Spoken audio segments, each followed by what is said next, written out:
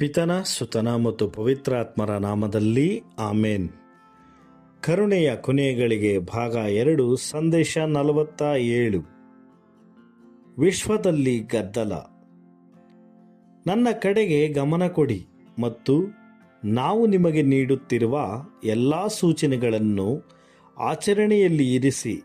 ಇದರಿಂದ ಆ ದಿನಗಳು ಬಂದಾಗ ನೀವು ನಮ್ಮ ಕಡೆಗೆ ಗಮನ ಹರಿಸದಿದ್ದಕ್ಕಾಗಿ ವಿಷಾದಿಸಬೇಕಾಗಿರುವುದಿಲ್ಲ, ಅಂದರೆ ಪಶ್ಚಾತ್ತಾಪ ಪಡಬೇಕಾಗಿರುವುದಿಲ್ಲ.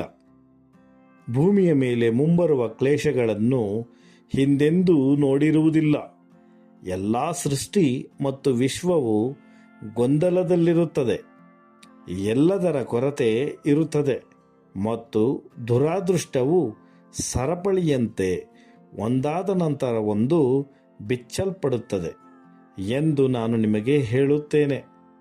ವೈರಸ್ಗಳು ಮತ್ತು ರೋಗಗಳು, ಸಾಂಕ್ರಾಮಿಕ ಕಾಯಿಲೆಗಳನ್ನು ಮತ್ತು ಪ್ಲೇಗ್ಗಳನ್ನು ಸೃಷ್ಟಿಸುತ್ತವೆ.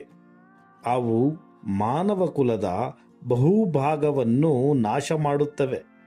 ಮನುಷ್ಯರು ಹುಚ್ಚರಾಗುತ್ತಾರೆ ಮತ್ತು ಕ್ಷಾಮವು ಅನೇಕರನ್ನು ಅವರ ಮನಸ್ಸನ್ನು ಅಥವಾ ಬುದ್ಧಿಯನ್ನು ಕಳೆದುಕೊಳ್ಳುವಂತೆ ಮಾಡುತ್ತದೆ.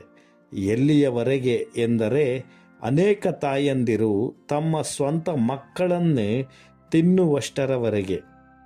ಹಣದ ದೇವದೂತನು ನೆಲದ ಮೇಲೆ ಉರುಳಾಡುತ್ತಾನೆ ಮತ್ತು ಇನ್ನು ಮುಂದೆ ಹಣವು ಯಾವುದಕ್ಕೂ ಪ್ರಯೋಜನ ಬರುವುದಿಲ್ಲ. ಅದು ಇನ್ನು ಮುಂದೆ ಪುರುಷರಿಗೆ ಭದ್ರತೆಯನ್ನು ನೀಡುವುದಿಲ್ಲ ಅಥವಾ ಅವರಿಗೆ ಆಹಾರ ಮತ್ತು ರಕ್ಷಣೆ ಒದಗಿಸುವುದಿಲ್ಲ.